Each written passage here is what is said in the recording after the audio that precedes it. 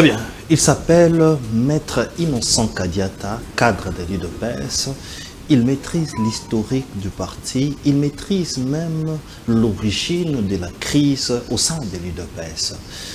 Est-ce que nous pouvons dire que cette crise est entretenue par quelques-uns parce que les causes et les problèmes sont connus, ou encore c'est une crise qui est alimentée par les ennemis ou les Rwandais comme d'autres le disent? Vous aurez toutes ces questions autour de cette émission. Connaissant le droit et la procédure, nous allons savoir la connotation juridique de ces procès de Kabila, bien évidemment du dialogue en vue où l'opposition réclame maintenant que des chemins soient balisés pour les dialogues. Et la question sur la gestion de la ville de Kinshasa, pourquoi pas la gestion de la Res Publica sous la directive de l'UDPS, nous allons donc en parler. Prenez donc place. Nous recevons pour vous Maître Innocent Kadiata, qui est cadre de l'UDPS. Maître Innocent, bienvenue. Merci, merci mon frère Didier Kanyinda. Très content de vous recevoir ici. Merci, moi aussi. Ça fait un bout de temps, on ne s'est plus vu. Justement, ça fait très longtemps. Tout à fait. Mais d'emblée, j'ai dit ici que vous êtes cadre de l'UDPS. Effectivement. Comment se portent les partis? Vous avez organisé une manifestation pensant aux fondateurs. Est-ce que ces fondateurs sont fiers de vous? Qu'est-ce qui se passe aujourd'hui? Est-ce que la paix maintenant, on peut dire que c'est l'heure de la paix à l'UDPS? Oui, effectivement, vous savez... Et cette intention a été très louable. Vous savez, on ne peut pas parler d'une organisation sans se référer à la source de l'organisation. Le 13 parlementaire constitue le symbole de la création de l'UDPS. Au terme de la lettre de 52 pages sous lesquelles ils avaient dénoncé les systèmes dictatoriaux moboussiens pour réclamer l'état de droit, réclamer la démocratie. Oui. Et deuxième, en tant que fondateur, les mêmes personnes ont estimé qu'il fallait créer l'Union pour la démocratie et le progrès social. Et nous dirons que l'UDPS, c'est un héritage idéologique qui a été légué à notre génération. Donc c'est lui qui a organisé, ou le parti qui a eu à organiser cette intention en mémoire de la disparition des 13 parlementaires. Il avait très bien fait, c'était le bienvenu, et ça même donner l'esprit des rapprochements des uns et des autres suivant les incompréhensions qui guettent un peu au sein du parti. Et deuxième chose, nous n'allons pas oublier, vous êtes sans ignorer que parmi les 13 parlementaires, tous étaient 13 parlementaires, mais tous n'étaient pas leaders. On avait l'incarnation de cette lutte jusqu'à ce qu'il a cédé dans le champ de bataille. Sa vie, c'est Étienne Tshisekedi Wamulumba, qui a manifesté une loyauté à la vision idéologique de l'UDPS. Il a manifesté la constance jusqu'au dernier moment. Et M. Kanyinda, vous allez comprendre que devenir chef de l'État, c'est facile. Devenir ministre aussi, c'est facile. Exactement. Même devenir DG, c'est facile. Mais être combattant de l'UDPS, ce n'est pas donné à n'importe qui. Exactement. Vous comprenez? Moi, je pense qu'Étienne Tshisekedi Wamulumba, si c'était une lutte opportuniste, si c'était une lutte liée à la gestion matérielle, Étienne Tshisekedi Wamulumba allait prendre le pouvoir depuis très longtemps. Puisqu'il y a eu des sollicitations. On l'a sollicité pour devenir président de la République. Président de la République. Oui, par voie des coups d'État, il refusait de marcher sur la mémoire de sa lutte. Il refusait de marcher sur la conviction d'une culture démocratique qui nous avait appris dans son temps comme une arme à libérer notre peuple.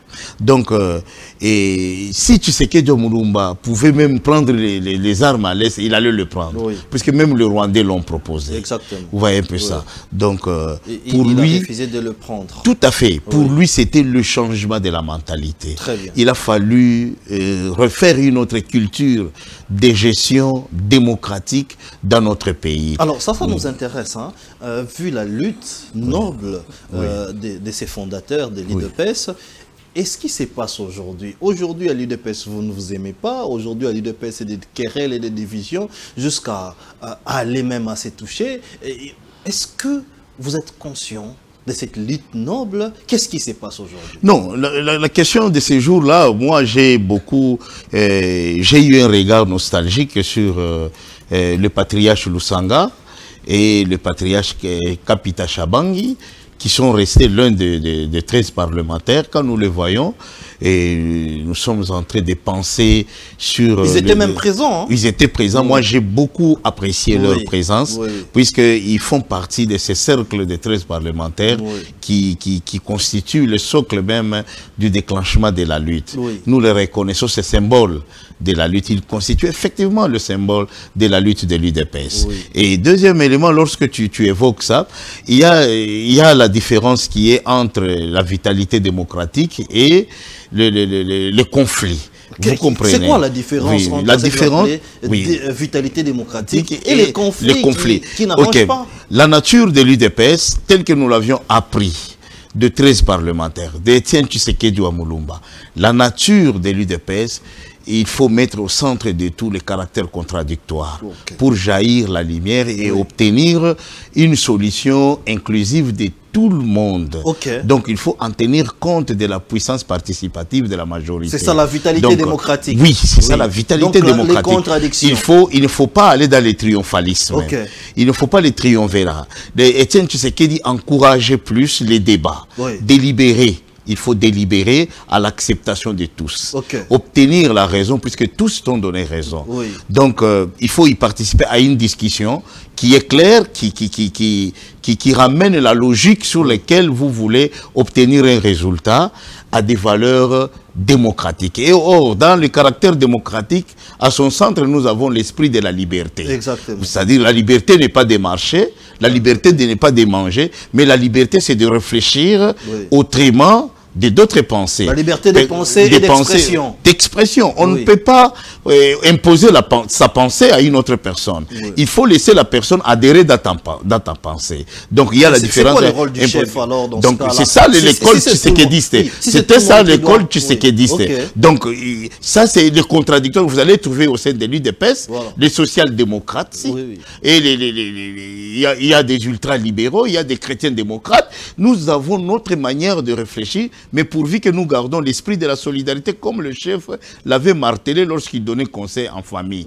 C'est parce que nous n'allons pas extérioriser cela, puisqu'il avait compris que c'est une conversation en famille, qu'on ne peut pas filmer, qu'on ne peut pas mettre à la une. Donc, quel que soit tout... permis, hein? Non, les gens cherchent des caméras. Les gens cherchent à... Non, c'était sécuritaire. Non, c'était l'UDPS, c'était le problème. Lui-même, dans sa délégation, il n'est pas venu ni avec les Mbosso, il n'est pas venu avec les mêmes bateaux. Non, il est venu seul avec nous, membres de l'UDPS, pour que nous parlions de l'interne. Vous savez, c'est ça la raison. On ne peut pas sortir ce que vous parlez entre vous-même, on ne peut pas le mettre à l'abri de tous. Donc, vous allez comprendre, au centre de la vitalité démocratique, au centre du sens démocratique, nous avons le caractère contradictoire, tel que je viens de t'expliquer. Le conflit aussi, c'est une autre nature des choses. Dans le conflit, cette contradiction devient conflictuelle. Non, mais c'est ce que nous disons. Dans le conflit, il peut y avoir des déceptions, des personnes déçues. Vous comprenez? Il peut y avoir aussi des personnes à haine. Il peut y avoir des personnes à jalousier. Puisque le conflit eux-mêmes, c'est une attitude ou un comportement que la personne manifeste pour forcer sa raison. Vous comprenez? Pour forcer sa raison.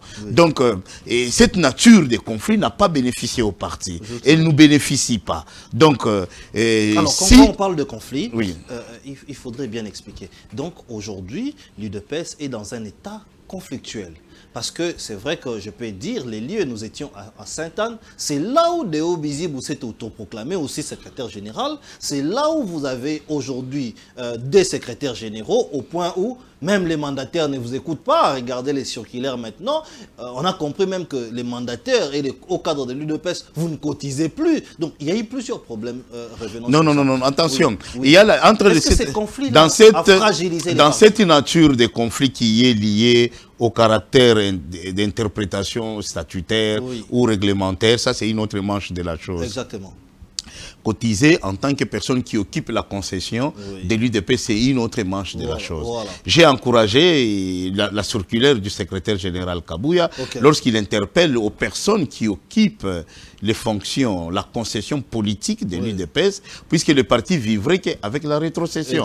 On ne leur a pas demandé d'aller voler à la société dans les secteurs où vous gérez. Non, vous avez votre revenu en salaire, en prime que vous recevez, à un moyen qui soit logique que vous avez acquis ces moyens, rétrocéder au sein du parti. C'est ce qui va faire vivre la cotisation, fait vivre le parti. Donc nous sommes restés originels de la conception de gestion au terme démocratique à ce qui concerne la participation du parti dans la gestion des restes publics. Donc nous n'allons pas nous servir de la caisse de l'État pour alimenter le financement du parti. Non, on a dit, si vous êtes DG au compte de l'UDPS, rétrocéder. Les 10%. Là, nous encourageons, d'ailleurs, je propose qu'il y ait une commission dite de l'audit qui peut être mise sur pied, qui soit représentatif de toutes les structures entre la Convention et le secrétariat et d'autres structures qui sont dans les partis, faire un cadre logique de concertation pour que ces mandataires occupant les concessions de l'UDPS, qui doivent être conscients que le parti doit vivre.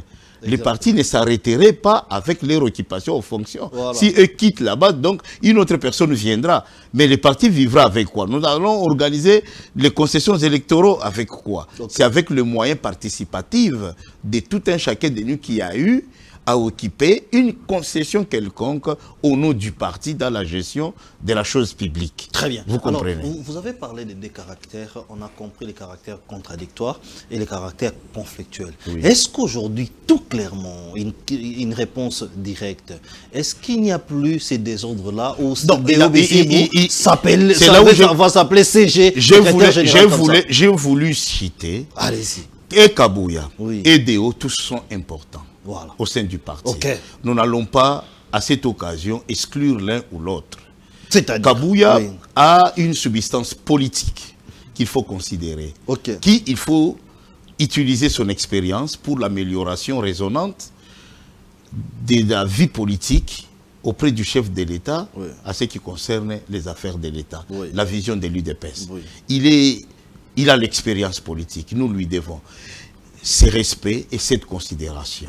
Parce que Kabouya a traversé toutes les grandes étapes où l'UDPS a aussi traversé, en dehors du pouvoir, vers la prise du pouvoir. Donc il connaît bien l'UDPS. Ces genres de personnes, il faut les conserver. On a l'obligation de les conserver. Déo croit au caractère légal. Il recourt au contexte statutaire. Vous comprenez, sous lequel il veut émettre aussi un moyen substantiel et rationnel à la bonne gestion du parti tel que lui l'observe. Moi, je dirais ceci. Au lieu de répondre à une raison de l'un ou de l'autre, moi, je vais proposer au sein du parti, s'il peut mettre un beau office qui peut rapprocher tous ces personnages, afin de regarder sur l'intérêt supérieur du parti. Vous comprenez? On les rapproche. C'est pas suffisant, c'est que Etienne Ilongondo fait, parce que c'est Etienne Ilongondo qui a commencé avec sa fameuse lettre, mais maintenant, nous l'avions vu, aller voir le secrétaire général Augustin Kabouya, il est allé voir le secrétaire général adjoint de Obizibou. Est-ce que c'est pas suffisant? Non, la question c'est que moi je ne vais pas entrer dans le détail déclenchant les conflits entre les partis. Tout a commencé, comme tu l'as dit, avec Etienne sur sa lettre et tout comme ça. Bon, moi, je ne suis pas sur cet angle de choses. Moi, j'ai dit, toutes ces deux du parti sont très importants.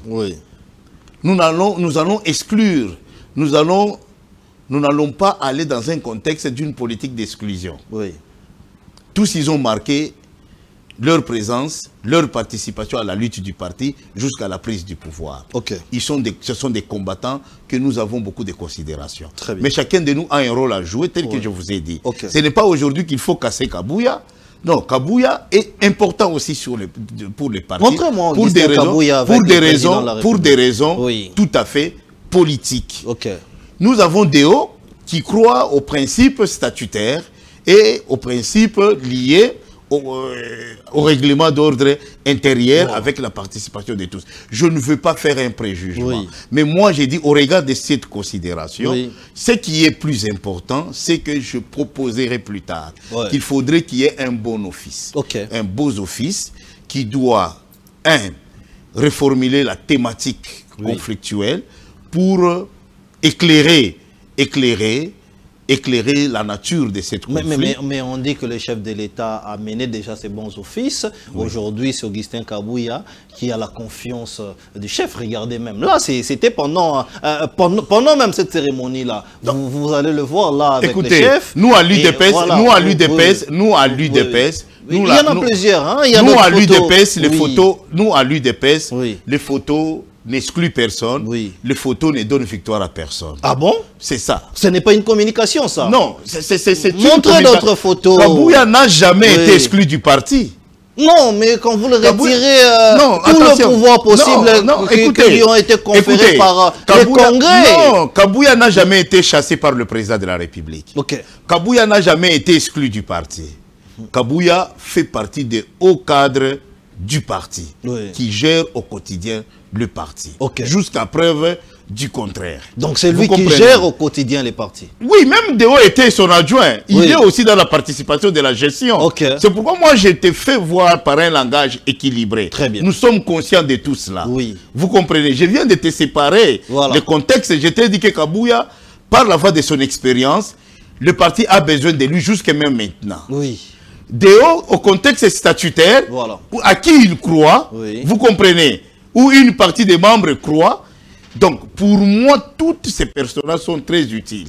Nous avons l'obligation de ramener, dans les jours à venir, l'apaisement, une conclusion convergente à l'intérêt supérieur du parti. Très bien. Vous comprenez. Comment vous voyez l'UDPS après les pouvoirs, donc après 2028? Vous pensez que l'UDPS va drainer encore de foule comme elle drainait avant, ou l'UDPS sera comme le PPRD aujourd'hui qui est introuvable, invisible? Le PPRD, c'est un parti opportuniste. Oh, c'est fort ça. L'UDPS, c'est un parti idéal. Vous comprenez. L'UDPS, c'est un état d'esprit. L'UDPS a réussi à ancrer son idéologie dans la population. L'UDPS, sa disposition pyramidale, commence de la base vers le sommet. Nous ne sommes pas un parti opportuniste. Vous comprenez. L'UDPS se prépare toujours à la gestion de ces Congos, puisque nous avons l'option de mettre en application notre projet de société au profit de notre République. Très bien. Ça, c'est un souci majeur. Et vous allez comprendre le début de notre accession au pouvoir. Pour la première fois, nous n'avons pas eu une majorité parlementaire. Par au contexte du respect de la nappe démocratique, nous avions fait des coalitions, la cogestion avec d'autres partenaires politiques faisant partie de la classe politique, afin d'accompagner le chef de l'État dans sa vision. Très bien. Alors, nous avançons à cet esprit des choses pour que dans les jours à venir, l'UDPS seul, par la voie démocratique, reste dans la gestion de notre pays. L'UDPS seul? Seul, oui, c'est ça l'objectif. Non, c'est ça l'objectif. C'est ça l'objectif.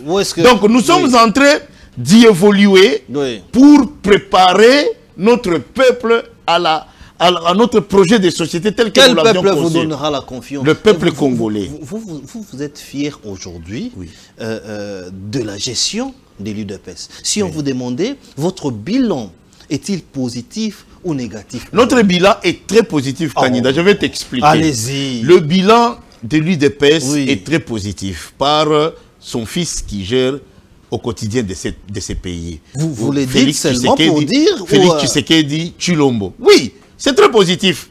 Nous avions mené pendant 30 ans une guerre qui n'avait pas été éclairée sur sa cause. Je t'avais expliqué les jours d'autrefois, le 30 jours passé. Tu m'as reçu sur ces plateaux ici. Je t'avais expliqué que nous avions perdu les Mbujamabe sans savoir qui les tuait.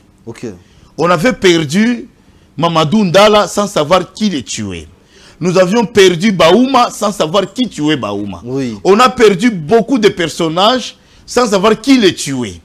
Or, toutes ces personnes-là, ce sont des héros au front pour défendre la souveraineté de notre pays. Okay. Ils défendraient la souveraineté de notre pays. On avait à la tête de ces pays un infiltré qui était considéré chef de l'État, qui mécanisait l'esprit de la balkanisation avec un regard très ambigu sur la thématique même de ces conflits de l'Est. Okay. Vous avez compris? Oui. Donc, aujourd'hui, avec l'avènement de Félix Tshisekedi à la tête de ces pays, tout est clair. Vous avez fini la guerre? Tout est clair. Oui, mais vous avez nous l'avons fini. Je dirais que nous l'avons fini. Pourquoi? Écoutez, nous l'avons fini parce que, Dieu merci, cet homme est expert en diplomatie. Il nous a importé la paix, mais cette paix-là est en train d'apaiser la nation congolaise. Nous sommes en train de retourner dans notre droit souverainitaire. Nous sommes en train de retourner dans notre droit sur l'intégrité territoriale. Oui. Nous allons parler ça quand on va parler des droits. Très bien. Vous comprenez? Très bien. L'UDPS n'a pas échoué. Okay. Nous l'avons réussi et c'est très historique. C'est le fils de l'UDPS qui ramène la paix. Très bien. C'est la première chose. Très bien, oui. Alors, vous dites que l'UDPS n'a pas échoué. Là, moi, je vais vous prendre au fait. Parlons de Kinshasa. Aujourd'hui, les Kinois disent que Daniel Bumba, est-ce que tu ne peux pas avoir la volonté de démissionner parce que la ville est remplie d'embouteillages, des immondices, tout ce qu'il y a de mauvais, insécurité et autres. C'est un fils de l'UDPS. C'est votre choix. Écoutez, le 30 juin passé, j'étais fait voir sur Daniel Bumba et quand il est entré, il n'avait rien trouvé dans son compte. Oui. La DGRK là allait dans le poche de quelqu'un. Son prédécesseur était moins sérieux. Vous dites que Ngobila Gentini était moins sérieux. Très moins sérieux. Il n'avait Gentini Ngobila est moins sérieux. Moins sérieux, ça je te le dis. Ah bon? Oui, moins sérieux. Il n'avait rien laissé. Cet homme qui est arrivé à la tête de Kinshasa, il fallait qu'il se reconstitue. Il a pris beaucoup de temps, bien sûr, à l'impatience de tout le monde. Mais aujourd'hui, regardez la ville de Kinshasa. C'est une lutte déclenchée contre, par exemple,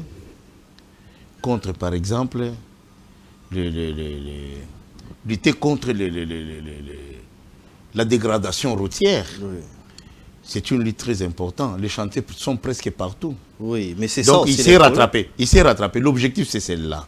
D'ailleurs, quand il a commencé par là, moi, je lui ai donné raison. Vous comprenez, puisque sans les routes, il n'y aura pas d'accessibilité de la population. Les activités commerciales ne peuvent pas fonctionner. Donc il a bien raisonné pour attaquer d'abord la dégradation routière, les remettre dans leurs états. Deuxième chose, toutes les constructions anarchiques, j'appuie, nous l'appuyons à 100%. Ce qu'il fait, c'est comme ça. Ce n'est pas partout dans le capital, on peut se mettre à vendre ou drainer son véhicule quand il est en panne. Oui.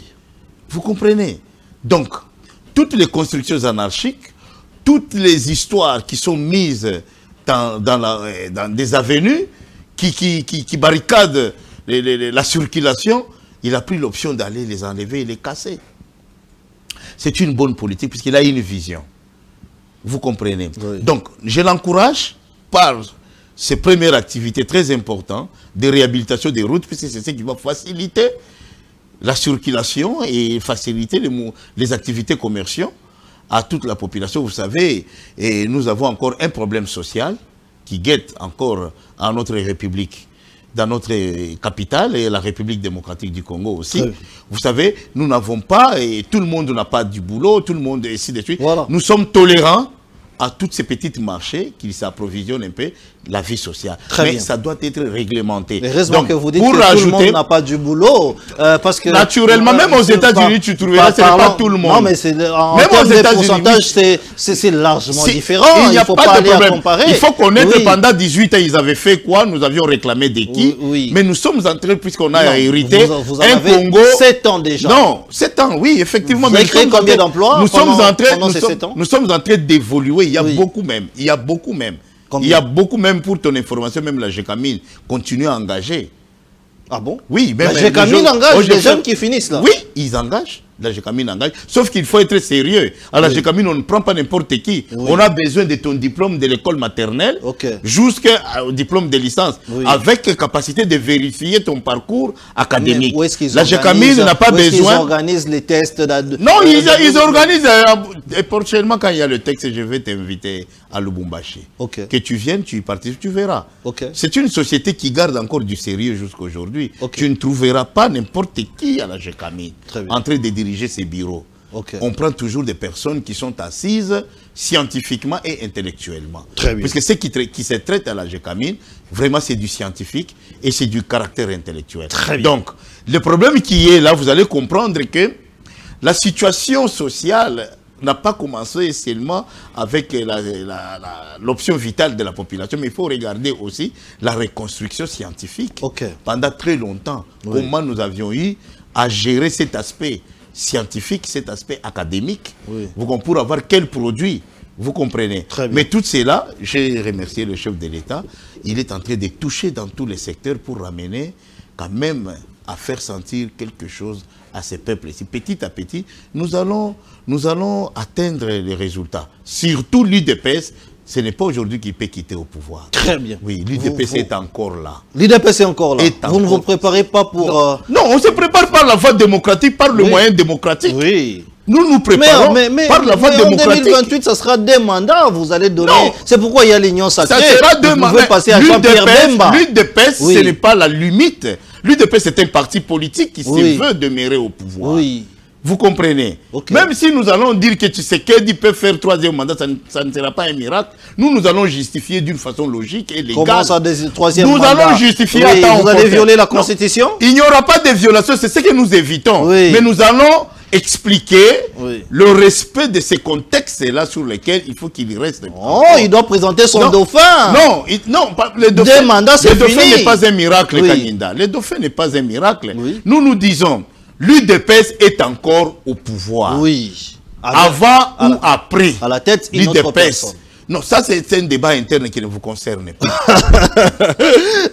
Les débats de la République concernent le peuple. Non, c'est nous-mêmes à l'interne.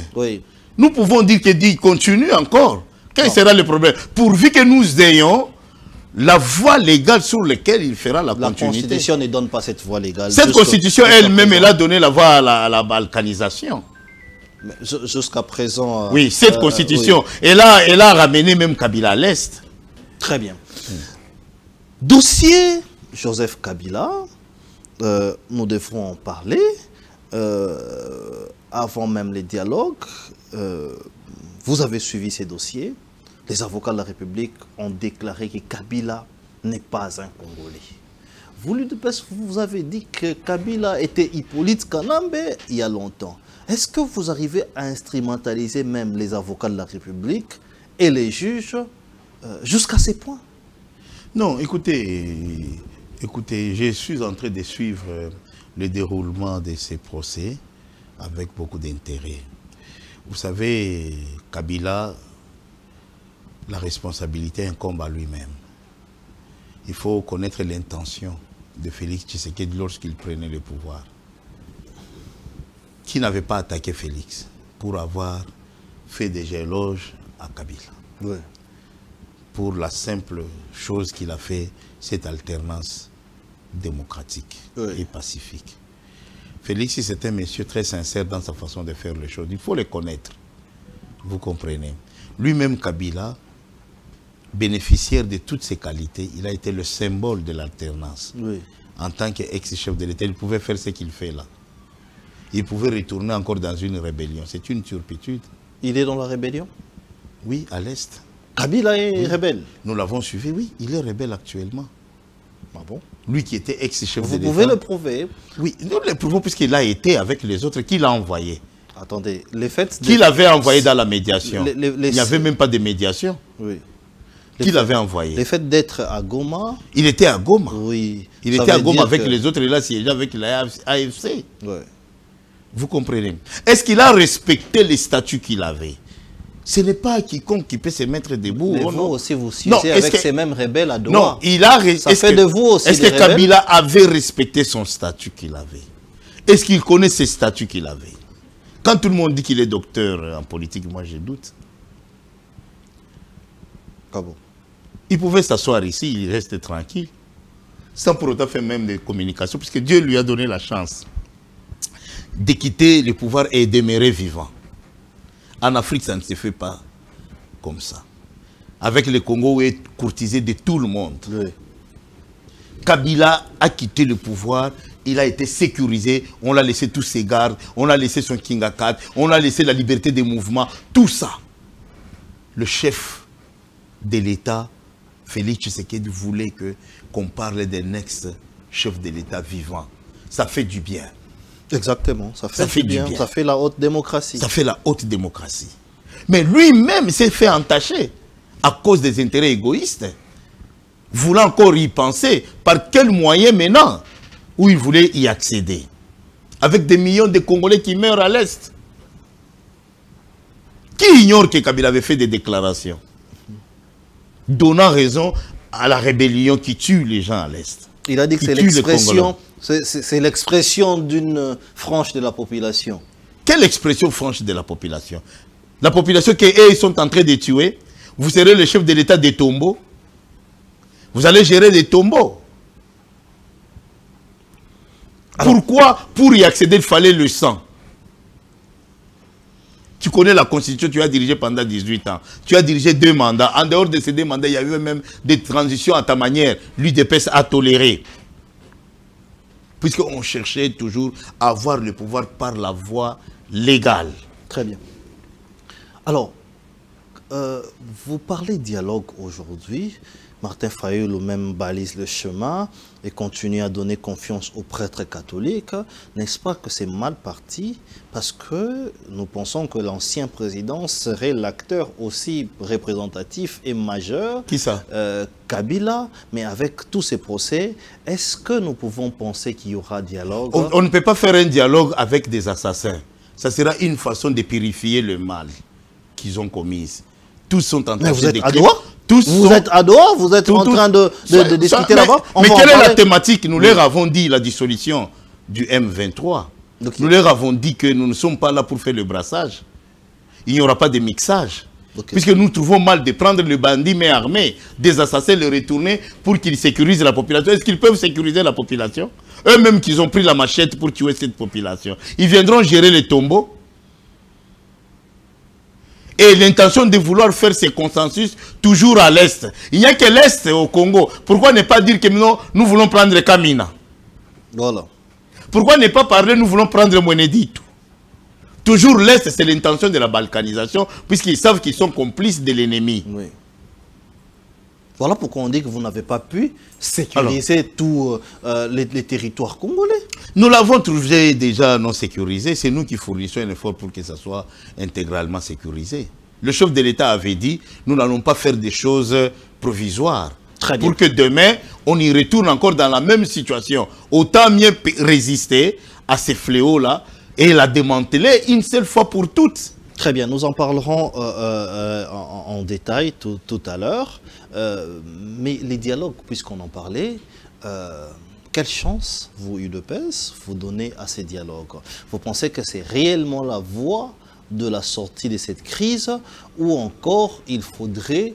le président de la République, c'est une personne qui s'ouvre toujours au dialogue, concertation.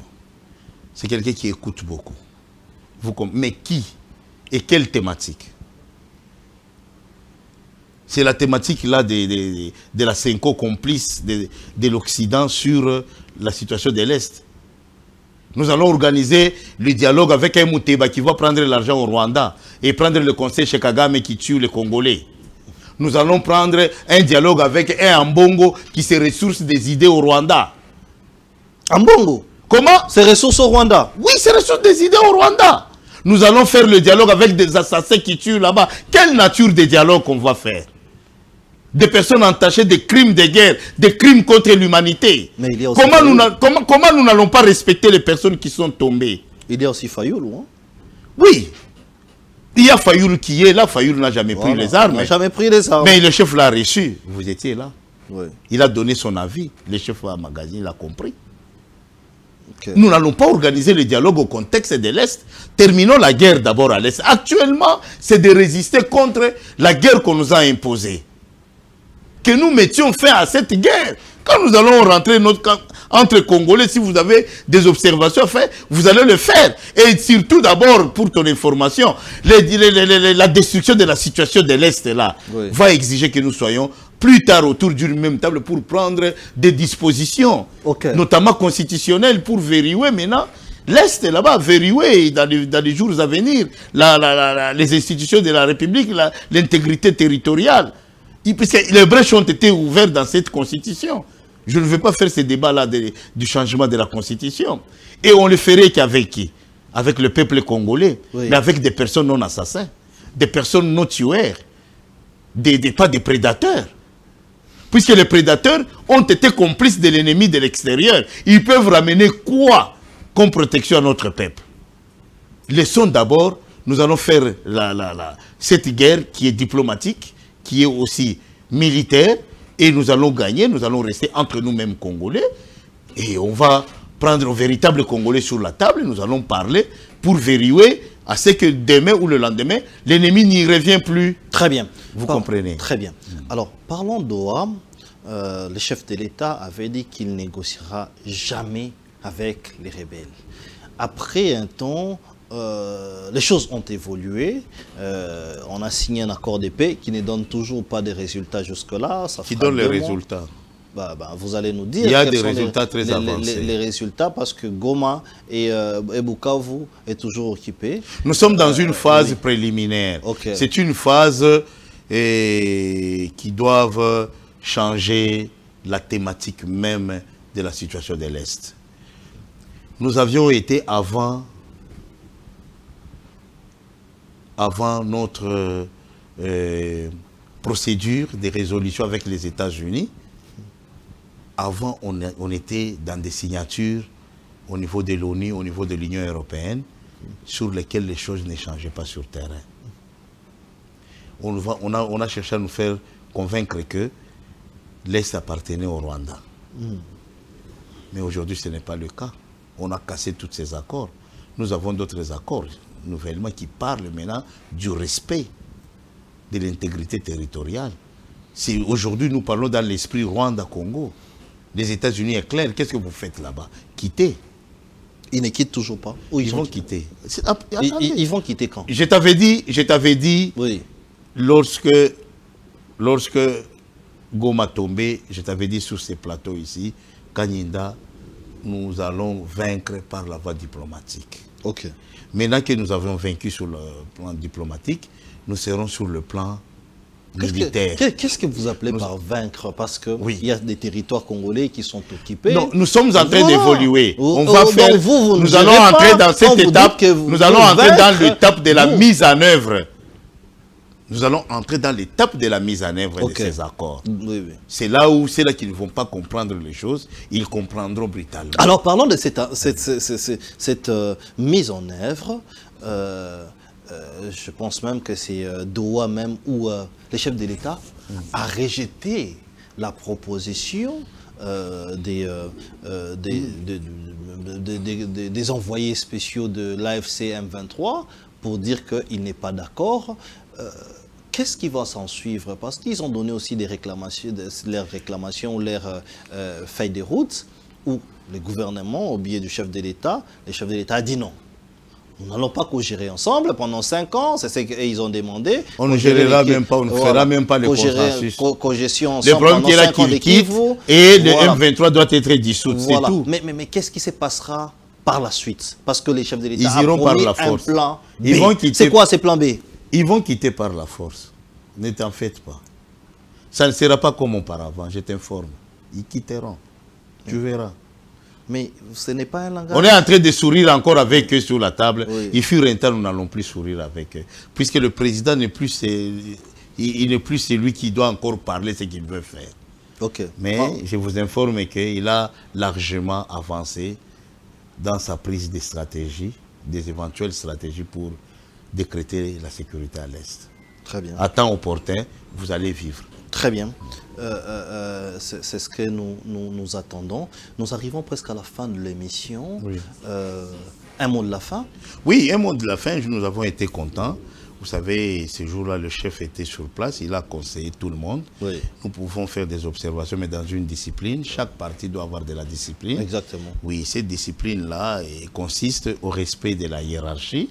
Vous comprenez. Quand les enfants se battent, c'est le père qui vient les départager. Oui. Et quand le père les départage, il ne tient pas compte de celui-là. Puisque tous, ils ont causé les douleurs de l'enfantement. Oui. Il avait senti les douleurs sur tous les deux. Donc, deuxième élément, je souhaite, dans les jours à venir, un beau office pour éclairer la nature de ces conflits et la démanteler une seule fois pour toutes au profit de l'intérêt supérieur du parti. Merci. Très bien. Alors, vous savez que bientôt, dans 2 semaines, c'est la rentrée scolaire et nous pensons aux autres, nous pensons aussi aux enfants. Cette structure que nous avons accompagnée ces dimanches, c'était pour essayer de donner les sourires aux enfants. Donner les sourires, c'est-à-dire donner aussi quelques outils pour que ces enfants-là qui n'ont pas de parents puissent pouvoir se retrouver. Je tiens à remercier ces couples. Les couples Aimé et Cornélie qui ont pensé aux enfants. Vous allez voir ces images et puis nous allons donc nous séparer avec ces images. Dans l'entretemps, nous vous laissons dans la belle compagnie de nos programmes.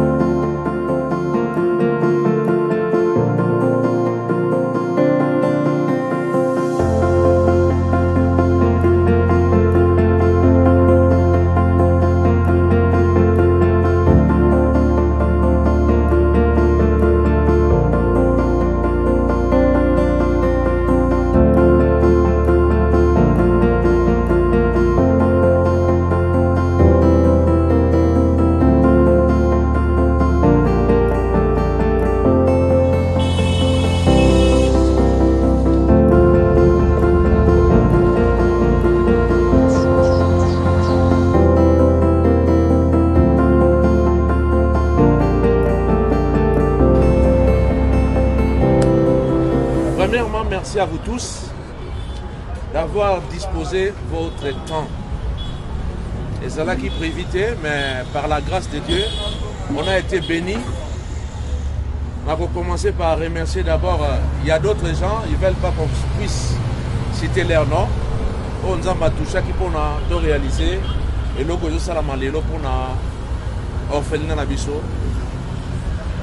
Alors, nous avons chef au bazala qui disposait au balambeli biso biloko yo na otanga ba non la famille na bangote to na chef numéro 1 na biso chef Alain et puis chef numéro 2 chef Tony.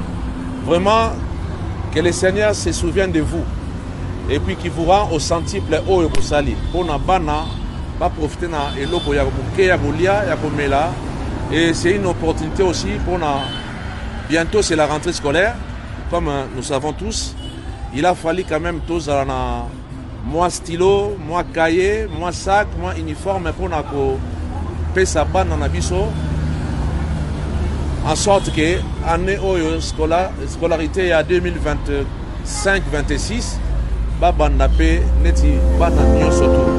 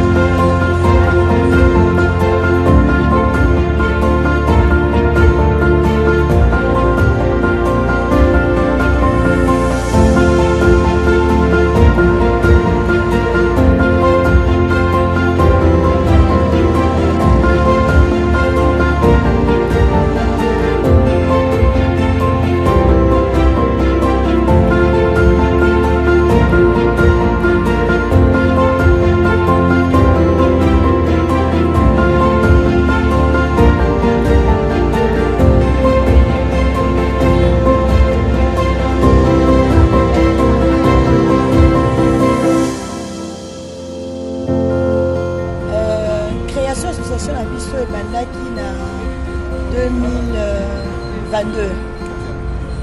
Tu as aussi la réouverture officielle en 2023. Et puis, Bana Oyo, Bazab orphelin. Donc, quand on est le père des enfants orphelins et des maris des veuves. Donc, ils ont dit que les gens qui ont été et pour l'instant, objectif la mission la mission Ezali, il y a au côté déjà classe, près venir pour remettre les fournitures scolaires, tout ce qui est pour la rentrée scolaire. Mais à la longue ou à l'avenir, on a aussi d'autres projets. Mais pour l'instant, on se limite vraiment à la rentrée scolaire. Et puis, on a le Italie pour la nouvelle an. Par exemple, Noël ou bonne année, on a vraiment quelque chose pour vivre en Angolia, passer comme tous les autres enfants. Voilà, pour l'instant, c'est qu'on peut dire c'est ça. La porte est ouverte. Tous ceux donc qui sont vraiment touchés, on peut soutenir un bisou, mais la porte est vraiment ouverte. Identité Nabiso, donc nous sommes un couple Mwembo, Aimé Cornélie. Toza résidé dans Paris, France. Toza a une grande équipe sur le terrain, matin, midi, soir. Même Nabaka, où ils ont peut-être une maladie, il faut souligner aussi. Dès qu'il y a un enfant qui est malade, pourquoi pas, pour que ça soit première nécessité, ne serait-ce que aux moins soins. Après le reste, c'est bon. Tellement moyens à peine à noter, on se limite dans ce sens-là. Projet d'avenir Ezali Souchouké, terrain déjà Ezali, terrain Ezali qui te occupe un jour pour construire, pourquoi pas, maison vraiment il y a orphelinat. Pour l'instant, nous avons que ces bureaux comme référence avec des projets à faire, mais tout ça la moi. Babilanga, tout ça, pour nous tous, si venir dans moyen paix, on les a toujours dans la paix, la vie aussi en Europe, c'est pas facile. Mais par la grâce de Dieu, tout ça la sorte que année et les catés, fait ignorer souvent dans la côté, et puis rentrée scolaire surtout éducative, côté éducatif, vraiment base à la ratété. Voilà vraiment les points qu'on peut souligner pour l'instant. Merci.